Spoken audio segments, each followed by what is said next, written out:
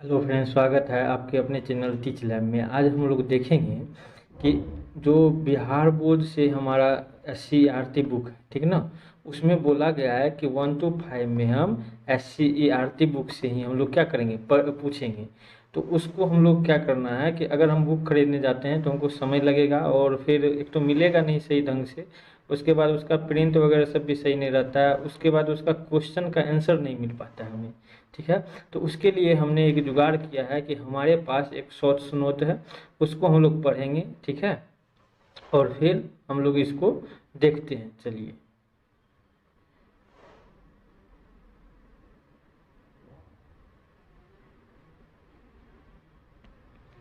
Hello friends, स्वागत है आपके अपने चैनल टीच लैब में। आज हम लोग देखेंगे जो SCERT का बुक है, क्लास 6 का, ये साइंस का बुक है, ठीक है। क्योंकि 1 to 5 वाला जो वैकेंसी है उसमें बोला गया है कि हम SCERT से क्वेश्चन पूछेंगे, तो ये हमारे लिए बहुत ज़रूरी है, हम सभी टीचर के लिए, ठीक ना। तो हम जो है एक जुगाड़ करके लाए हैं, ये है SCERT का शॉर्ट नोट्स। इसमें आपको क्या है कि बहुत ज़्यादा आपको पढ़ना नहीं पड़ेगा, साथ में जो है इसके पीछे जो कुछ क्वेश्चन होता है बुक के पीछे, उसको भी सॉल्व कर लिए हैं, ठीक है। तो इसमें क्या होता है कि आपका एक भी तथ्य जो है वो छूटने वाला नहीं है। साथ में हम लोग डिटेल में पढ़ लेंगे, लेकिन ये है शॉर्ट नोट, ठीक है। तो इसमें क्या होगा कि बेकार की बातें हमें नहीं पढ़नी पड़ेगी और इससे डायरेक्ट क्वेश्चन आने की संभावना है। तो आप इस वीडियो को पूरा देखें। अगर आप इस चैनल पे नए हैं तो चैनल को सब्सक्राइब कर लें, क्योंकि ऐसा ऐसा वीडियो हम लोग ढेर सारा दे चुके हैं जो आपकी तैयारी में काफ़ी मदद करेगा। और SCERT का सीरीज भी हम लोग शुरू कर चुके हैं, तो अभी तक 2-3 वीडियो डाल चुके हैं। अगर आपने उसको नहीं देखा है तो प्लेलिस्ट में जाइए और वहाँ पे BPSC SCERT सीरीज करके हुआ है, ठीक है। उस प्लेलिस्ट को खोलें और उसमें जो वीडियो है सारा आप देखें, ठीक है। और आपको कैसा लग रहा है ये वीडियो और ये सीरीज, आप कमेंट सेक्शन में बताएं, और आपको क्या चीज़ की आवश्यकता होती है वो हमें बताएं, हम उसको भी पूरा करेंगे। इसमें हम क्या करेंगे, क्लास 6, उसके बाद क्लास 7, उसके बाद क्लास 8 तक का हम लोग इसमें SCERT को कवर करेंगे, ठीक है। तो चलिए बिना देरी किए हम लोग शुरू करते हैं वीडियो को, ठीक है। चलिए, तो इसमें है पहला जो है हमारा अध्याय खत्म हो चुका है, ये है हमारा दूसरा अध्याय। दूसरा अध्याय का जो टॉपिक है, भोजन में क्या क्या है, ठीक है। भोजन में क्या क्या है। पहले का अध्याय था भोजन कहाँ से आता है, जिसको हम लोग पढ़ चुके हैं, ठीक ना।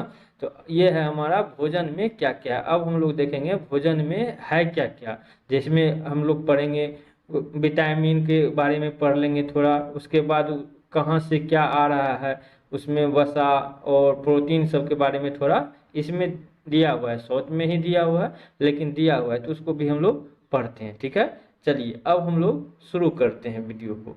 तो पहला है इसका सारांश। सारांश अगर बात करें हम लोग तो इसमें देखते हैं कि हमारे जो भोजन है, ठीक है, हमारे भोजन के मुख्यतः पोषक तत्व के नाम से क्या क्या होता है। तो नाम जो है वो होता है कार्बोहाइड्रेट, प्रोटीन, वसा, विटामिन तथा खनिज लवण, ये सभी पाए जाते हैं हमारे भोजन में, है ना। और जो इसमें ये सभी पाया जाता है उसी को क्या कहते हैं हम लोग, संतुलित आहार या संतुलित पोषक कहते हैं ना। तो संतुलित इसमें यानी कि वैसा भोजन जिसमें ये सभी मात्राएं उपस्थित होता है, उसी को हम लोग संतुलित आहार भी कहते हैं। तो इसमें निम्न जो अतिरिक्त भोजन के, जैसे कि आहारी रेशी होता है। आहारी रेशे समझ में आ रहा है, जैसे कि कोई हम साग वगैरह या ऐसा चीज़ जो कि हमारे सहजन वगैरह सब होता है, जिसमें रेशेदार होता है, तथा जल भी क्या होता है, आवश्यक होता है। कार्बोहाइड्रेट तथा वसा हमारे शरीर के मुख्य रूप से क्या करता है, ऊर्जा प्रदान करता है। अच्छा, पूछ देगा कार्बोहाइड्रेट और वसा में सबसे ज़्यादा ऊर्जा किस में मिलता है, तो वसा में मिलता है। इसको थोड़ा ध्यान रखिएगा। इसी तरह से हम कुछ कुछ क्वेश्चन आपको टॉपिक में ही बताते चलेंगे, ठीक है। चलिए, अब है कि अतः ऊर्जा देने वाले पोषक तत्व कहलाते हैं, यानी कि जो हमें खाना ऊर्जा देगा उसी को हम लोग क्या कहेंगे, पोषक तत्व कहेंगे। प्रोटीन की आवश्यकता हमारे शरीर में वृद्धि के लिए होती है। प्रोटीन की आवश्यकता हमारे किसके लिए होती है, तो पूछेगा तो पोषक प्रोटीन की जो आवश्यकता होती है हमारे शरीर में वृद्धि के लिए होती है। तो इसको भी क्या करना है, ध्यान में रखते जाना है। उसके बाद है विटामिन हमारे शरीर के अंगों की क्या करता है, रोगों से जो है रक्षा करने में सहायता करता है। प्रोटीन बढ़ने में और विटामिन हमारे रोग से रक्षा करने के लिए क्या करता है, उसमें सहायता करता है। तो इस दोनों को क्वेश्चन में बना सकता है कि प्रोटीन की आवश्यकता हमारे शरीर में किसके लिए होती है, तो वृद्धि के लिए, और विटामिन का किसके लिए, तो रोग से रक्षा के लिए। ठीक है दोस्त, चलिए अब हम लोग देखते हैं खनिज लवण शरीर में उचित विकास तथा स्वास्थ्य के लिए क्या होता है, आवश्यक होता है। अगर खनिज लवण नहीं रहेगा तो हमारे शरीर का जो अच्छे से विकास नहीं हो पाएगा। ठीक है, अब है आहारी रेशे का मुख्य स्रोत जो है वो क्या क्या होता है, तो साबुत अनाज। साबुत अनाज समझ रहे हैं, जो जैसे कि हमारा गेहूं हो गया, दाल हो गया, ये आलू हो गया, या फल हो गया, या फिर सब्जी हो गया। ठीक ना, इस सब को हम लोग साबुत अनाज के नाम से जानते हैं। ठीक ना, अब देखिए इसके बारे में हम लोग थोड़ा डिटेल से पढ़ लेते हैं। तो जितना भी हमारा साबुत अनाज है, जैसे अनाज में कौन कौन आ जाएगा, दाल आ जाएगा, आलू आ जाएगा, ताजे फल और सब्जियां, ये कोई भी पोषक प्रदान नहीं करता है, परंतु हमारे शरीर में जो बिना पचे भोजन है उसको बाहर निकालने में भी क्या करता है, मदद करता है। जल भोजन में उपस्थित पोषक तत्व को अवशोषण कराने में हमारे शरीर का क्या करता है, यही मदद करता है। साथ ही अपशिष्ट पदार्थ को मूत्र एवं पसीने के साथ बाहर निकालने में भी क्या करता है, ये हमारी मदद करता है। अब थोड़ा हम लोग पढ़ते हैं संतुलित आहार। संतुलित आहार क्या होता है, संतुलित आहार में हमारे शरीर के लिए आवश्यक सभी पोषक तत्व तथा पर्याप्त रुक्षांश और जल उचित मात्रा में उपस्थित होता है। यानी कि हम संतुलित आहार उसी को कहेंगे जिसमें सभी तत्व, विटामिन, प्रोटीन और साथ में हमारा जल सभी क्या हो, उचित मात्रा में, जितने हमें चाहिए हमारे शरीर को उतने मात्रा में अगर होगा तो हम लोग उसको क्या कहेंगे, संतुलित आहार कहते हैं। जब शरीर को आवश्यक मात्रा में पोषक तत्व नहीं मिलता है, जब शरीर को आवश्यक में हमारा जो नहीं मिलेगा तो क्या हो जाएगा, तत्व नहीं मिलता है, तो इस स्थिति में कुपोषण हो जाता है। हम कहते हैं ना कुपोषण का शिकार हो गया है। तो कुपोषण का शिकार कब होगा, जब संतुलित आहार आपको नहीं मिलेगा, तो उसको हम लोग क्या कहेंगे, कुपोषण का शिकार कहेंगे। ठीक ना, चलिए अब हम लोग देखते हैं लंबी अवधि तक एक ही या अधिक पोषक तत्वों की कमी से विशिष्ट रोग या विकार उत्पन्न होता है। अगर लंबे समय तक आपको कोई चीज नहीं मिल रहा है, ठीक है, कोई भी पोषक तत्व जिसमें कि हमारा विटामिन हो जाए, प्रोटीन हो जाए, या जो भी हो जाए, संतुलित आहार में या कार्बोहाइड्रेट हो जाए या कुछ भी हो, ठीक है, लंबे समय तक अगर आपको नहीं मिलेगा तो उसमें क्या हो जाएगा, हमारे शरीर में उस चीज़ की कमी हो जाएगी, जिन्हें अभाव से अन्य रोग हम लोग जो है इसको हम जो होगा तो ढेर सारा रोग हो सकता है, लेकिन इसको हम लोग जन्य रोग कहते हैं। क्या कहते हैं, जन्य रोग। तो इसको हम लोग ध्यान में रखेंगे। बच्चों में संतुलित भोजन नहीं मिलने पर मरासमस नामक सूखा रोग तथा प्रोटीन की कमी से क्वाशियोर कर जो है नामक रोग होता है। तो ये आपको ध्यान में रखना है। ठीक है दोस्त, इसमें जो है आपको ध्यान में रखना है कि संतुलित आहार जो होगा अगर भोजन में नहीं मिलेगा तो क्या होगा, संतुलित भोजन नहीं मिलने पे मरासमस नामक सूखा रोग हो जाएगा। ठीक है, और प्रोटीन अगर नहीं रहेगा, क्या नहीं रहेगा, प्रोटीन की कमी से क्वाशियोर नामक एक जो है रोग उत्पन्न हो जाता है। तो ये पूछेगा कि प्रोटीन की कमी से कौन सा रोग उत्पन्न होता है और संतुलित आहार अगर नहीं मिलेगा तब कौन सा रोग होगा। तो इसको भी क्या करना है, ध्यान में रखना है। ठीक है, चलिए अब हम लोग देखते हैं कुपोषण के साथ साथ अति पोषक भी हानिकारक होता है। ऐसा नहीं कि हम लोग जो है सारा संतुलित भोजन आहार करें और कुछ ज़्यादा ही मात्रा में कर लें, तो वो भी हमारे लिए क्या होता है, हानिकारक होता है। हमारे भोजन में वसा की मात्रा अत्यधिक मोटापे का कारण बन जाता है। अगर हम लोग ज़्यादा वसा वाला चीज़ खाएं, फैट वाला चीज़ खाएंगे तो क्या हो जाएगा, मोटापे आ जाएगा। ठीक ना, और हमारे जो है विभिन्न हमारे जो है विभिन्न विटामिन और खनिज लवणों के अभाव से विभिन्न रोग और विकृतियां मतलब क्या होती है, खराबी हो सकती है, जिसे हम लोग तालिका में दर्शाए हैं। ठीक है, तो इसमें अब हम लोग को देखना है कि कौन सा विटामिन की कमी से कौन सा रोग होता है। ठीक है दोस्त, चलिए अब हम लोग आगे देखते हैं। आगे है कि इसमें आपको देखते जाना है साथ साथ में, ठीक है, और याद भी करना है कि ये क्वेश्चन खड़े पूछ देता है।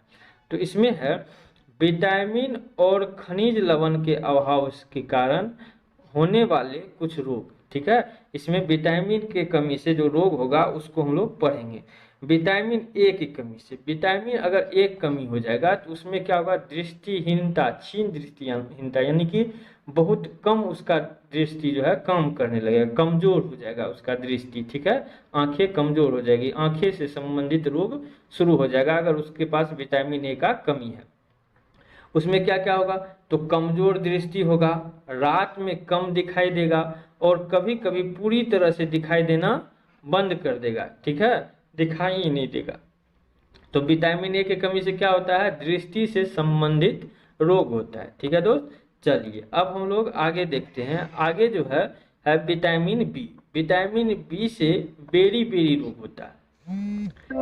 इसमें क्या होगा, इसमें क्या होगा कि दुर्बल पेशियां और काम करने की ऊर्जा की कमी हो जाएगा, यानी कि हमारे जो मांसपेशी हैं वो कमजोर पड़ने लगेगा बेरी बेरी की कमी से, और जो ऊर्जा की कमी हो जाएगा। ठीक ना, तो इसको भी क्या करना है, ध्यान रखना है। तो विटामिन ए की कमी से जो है रेटिनॉल और बी की कमी से बेरी बेरी हो जाता है। ठीक ना, चलिए अब हम लोग देखते हैं विटामिन सी।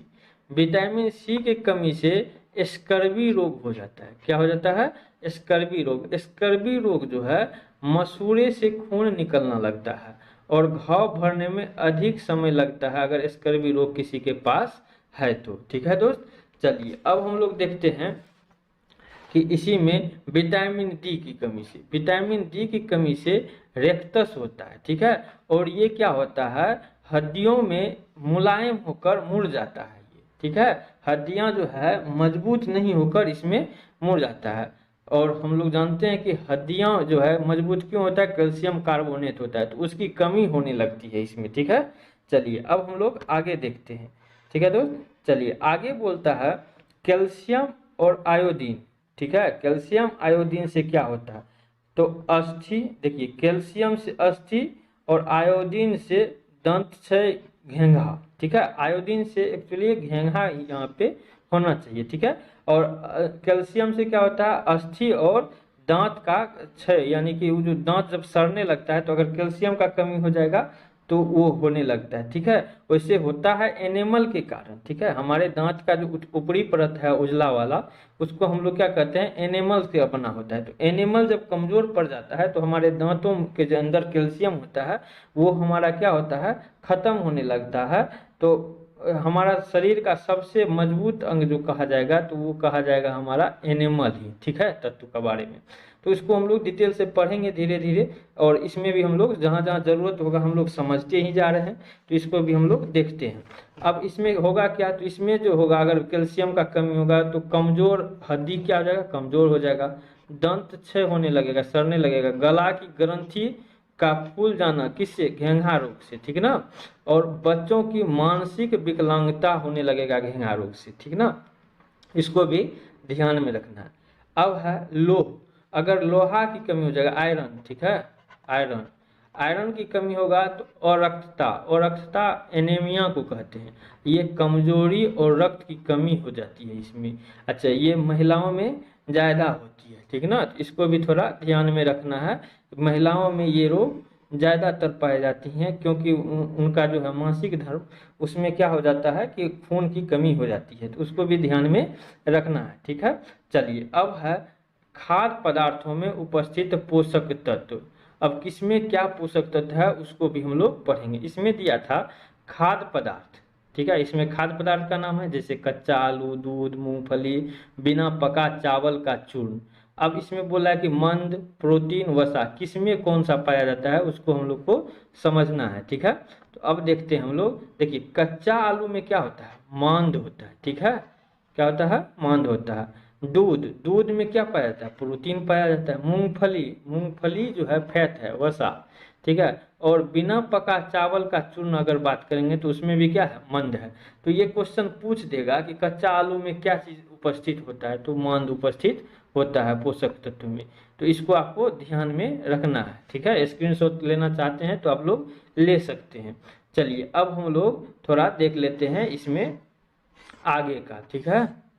आगे में क्या कह रहा है इसमें, जैसे अब हम लोग देख लेते हैं इसमें कच्चा कच्चा जो चावल था उसमें देख लिए मंद हुआ, लेकिन पका चावल में, पका चावल में क्या हो जाएगा? पका चावल में, अच्छा ये क्या किसका था? तो इसको भी हम लोग थोड़ा देख लेते हैं। तो ये था हमारा मंद का, ठीक है। इसका था प्रोटीन का, और ये था वसा वाला लाइन, ठीक ना। चलिए अब इसमें देख लेते हैं पका हुआ चावल में क्या होता है? तो वसा होता है, फैट होता है। तब ना लोग कहता है कि जो मोटापा हो रहा है तो चावल मत खाओ, क्यों? क्योंकि उसमें फैट होता है। सूखा नारियल, सूखा नारियल में क्या होता है? मंद होता है, ठीक है। और बिना पकी अरहर की दाल, उसमें क्या होता है? बिना पकी जो अरहर का दाल होता है वो उसमें प्रोटीन होता है। पकी हुई दाल में भी प्रोटीन ही होता है। हरी सब्जी का एक टुकड़ा, उसमें क्या होता है? हरी सब्जी नहीं है, किसी सब्जी का एक टुकड़ा क्या कहलाएगा? वो हमारा फैट कहलाएगा, ठीक है। उसमें फैट है। चलिए अब हम लोग आगे देखते हैं। किसी फल का एक टुकड़ा, अगर बात करें फल का एक टुकड़ा, तो उसमें क्या हो जाएगा? हमारा जो है वसा पाया जाता है। अच्छा इस तीनों चीज में दिया है, इसीलिए हम लोग, कुछ और चीज रहता पोषक तत्व या कुछ और रहता तो उसमें हम लोग छांटते, ठीक ना। तो इसमें जो चीज दिया है उसी के अनुसार करना है, ठीक ना। अब उसके उसमें करना है कि किसी फल का एक टुकड़ा, अब है उबला अंडा, उबला अंडा का जो सफेद भाग होता है उसमें क्या होता है? सफेद भाग में प्रोटीन होता है ना। तो इसको भी क्या करना है? हम लोग को ध्यान में रखना है। ये हमारा जो है ये अध्याय 2 का यहाँ पे खत्म हो चुका है, ठीक है।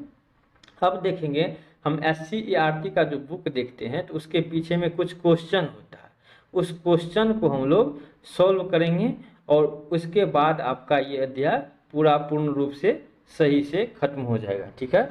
चलिए तो अब शुरू करते हैं। अगर आप इस चैनल पे नए हैं तो चैनल को सब्सक्राइब जरूर कर ले और एक लाइक का बटन हमारे लिए जरूर कर दें और कमेंट में बताएं कि आपको ये वीडियो कैसा लगा, ठीक है ना, ताकि हमें भी मोटिवेशन लगे और हम आपके लिए अगर इतना कुछ कर रहे हैं तो आप भी हमारे लिए कुछ करें, हमारी उम्मीद है, ठीक है। हम आशा करते हैं कि आपको अच्छा लग रहा होगा, ये समझने में काफ़ी हेल्प करेगा आपके एग्जाम के लिए भी, ठीक है। हमारा मकसद ही है आपके BPSC को पार करवाना, ठीक है। चलिए तो आगे हम देखते हैं।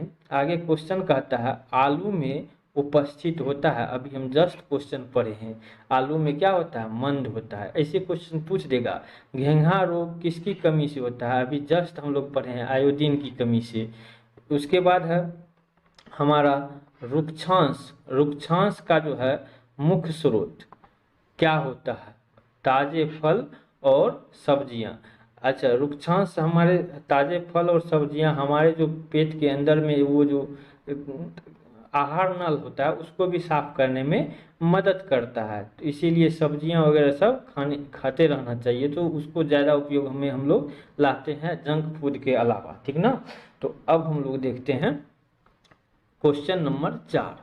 क्वेश्चन नंबर 4 कहता है कि भोजन में मंद परीक्षण के दौरान टिक्चर आयोडीन में हल्के घोल के कुछ बूंद मिलाने पे खाद्य पदार्थ का रंग कैसा हो जाएगा?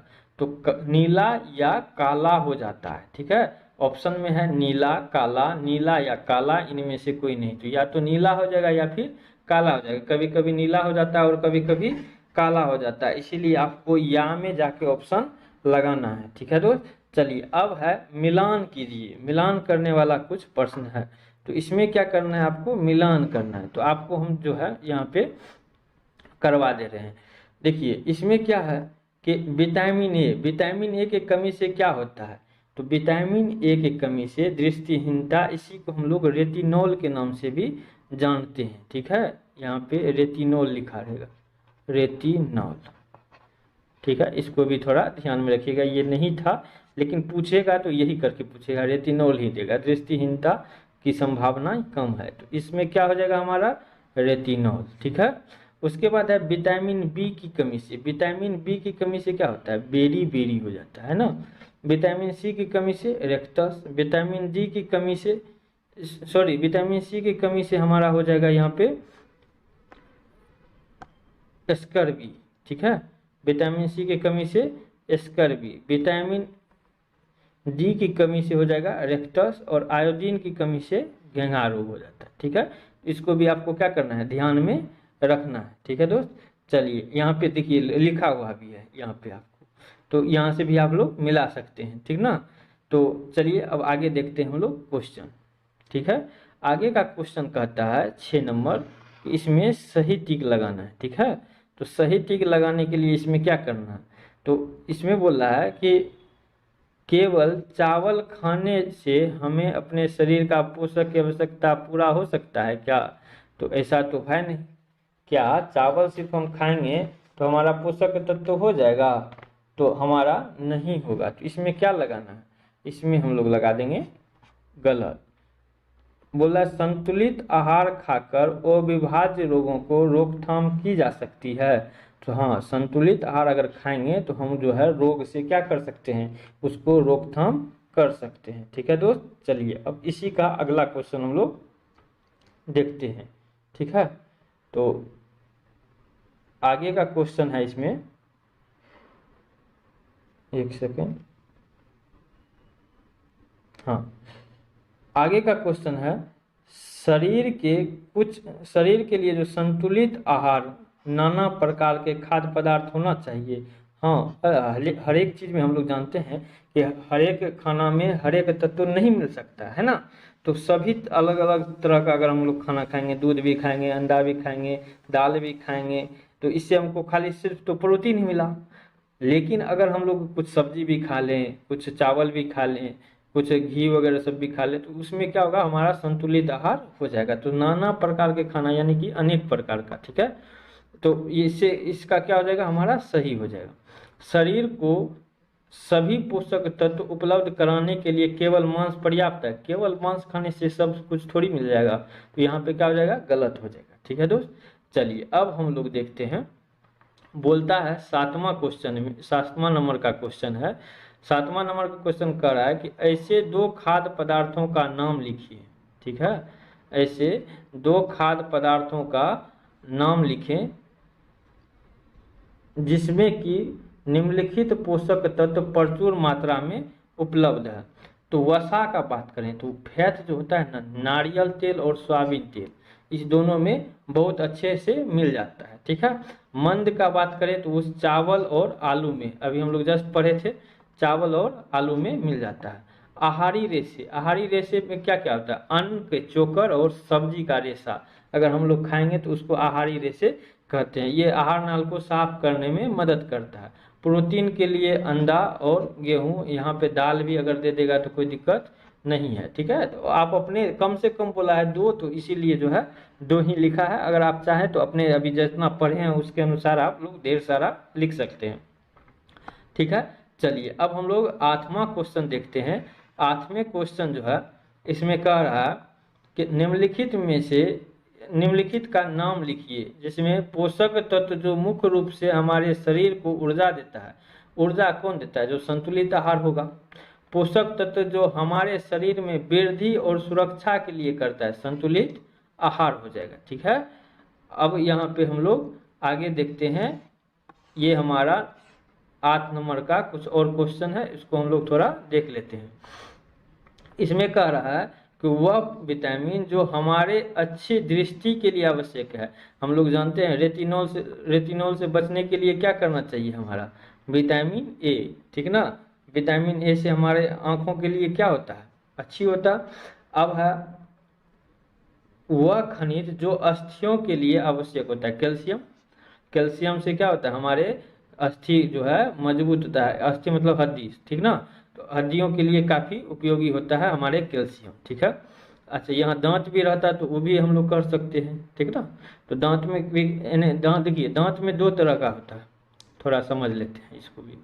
दांत का जो उजला होता है, उजला भाग, सबसे ऊपरी भाग, जो सबसे ऊपरी जो हम लोग को चमकते रहता है, तो इसको हम लोग कहते हैं, वो इस एनिमल का बना होता है, वो बहुत कठोर होता है। हमारे शरीर का सबसे मजबूत तत्व वही होता है, ठीक है ना। उसके अंदर में कैल्शियम रहता है, कैल्शियम कार्बोनेट, जिसके कारण दोनों जो मजबूत रहता है, तो हमारे दांत जो है मजबूत इसमें पाया जाता है, ठीक है। और अन्य सभी हड्डियों से दांत ज़्यादा मजबूत हो जाता है। उसके बाद है, चलिए इसको देखते हैं, 9 नंबर क्वेश्चन। 9 नंबर क्वेश्चन कहता है हमारे भोजन के मुख्य पोषक तत्व का नाम लिखिए। हमारे भोजन में जो मुख्य पोषक तत्व कौन, कार्बोहाइड्रेट, वसा, प्रोटीन एवं विटामिन, ये सभी क्या है, मुख्य पोषक तत्व है, ठीक है ना। चलिए अब हम लोग देखते हैं आगे का क्वेश्चन। ये हमारा 10वां नंबर है और ये हमारा लास्ट क्वेश्चन हो जाएगा, ठीक है। 10वां नंबर क्वेश्चन कहता है कि कुपोषण से आप क्या समझते हैं, इससे कैसे बचा जा सकता है। देखिए कुपोषण जो होता है, अगर हम लोग ज़्यादा भी खा लेंगे वो भी कुपोषण कहलाता है, ज़्यादा मात्रा में खा लें और जब कम मात्रा में हमें मिले संतुलित आहार, तो उसको भी हम लोग कुपोषण ही कहते हैं, ठीक है। तो जब शरीर की आवश्यकता की मात्रा पोषक तत्व के पदार्थ से नहीं मिलती है, तो इसमें जो है स्थिति में कुपोषण हो जाता है। जितना हमारे शरीर को चाहिए अगर वो सारा चीज़ नहीं मिल पाएगा, तो हमारे कुपोषण उसको कह सकते हैं। हमें पता है कि पोषक तत्व जो है, अर्थात भोजन, वसा, भोजन में क्या होना चाहिए, वसा, प्रोटीन, कार्बोहाइड्रेट, खनिज लवण और विटामिन की कमी से क्या होता है, कुपोषण हो जाता है। तो भोजन की पर्याप्त मात्रा में पोषक तत्व की पूर्ति से कुपोषण को क्या कर सकते हैं, हम लोग रोक सकते हैं, ठीक ना। तो ये हमारा यहाँ पे अध्याय 2 पूर्ण रूप से खत्म हो गया, जिसमें हम लोग टॉपिक भी देखे और प्रश्न उत्तर भी देख लिए हैं। आगे जो है अध्याय 3 है, ठीक है। अध्याय 3 का जो है आगे है तंतु से वस्त्र तक, ठीक है। ये अध्याय 3 का हमारा टॉपिक है, ठीक है। तो इसको भी हम लोग क्या कर लेंगे, देखेंगे कल, ठीक है। आगे जो नेक्स्ट आने वाला वीडियो होगा उसमें हम लोग इसी को पढ़ेंगे, ठीक ना, तंतु से वस्त्र तक। अगर आपको ये वीडियो अच्छा लगा और हमारी मेहनत पसंद आया, तो आप कमेंट सेक्शन में ज़रूर लिखें और बताएं कि आपको कितना अच्छा लगा। और एक लाइक और सब्सक्राइब, अगर आप चैनल पे नए हैं तो सब्सक्राइब जरूर कर लें, ताकि हमें भी मोटिवेशन मिले। चलिए मिलते हैं अगले वीडियो में, तब तक के लिए धन्यवाद।